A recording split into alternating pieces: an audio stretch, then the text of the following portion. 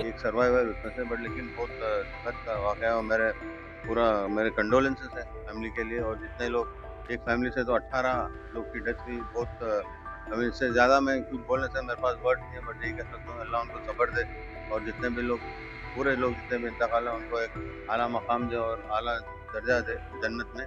और इंशाल्लाह जो भी हमारी तरफ से जो सीएम साहब का खास इंस्ट्रक्शन है और सीएम साहब की पूरा मॉनिटर कर रहे हैं और हमारे लिए इंस्ट्रक्शन है कि इसमें जो भी हो सकता है, जितना भी हम कोशिश करके उनकी मदद करें, वो पूरी मदद करेंगे।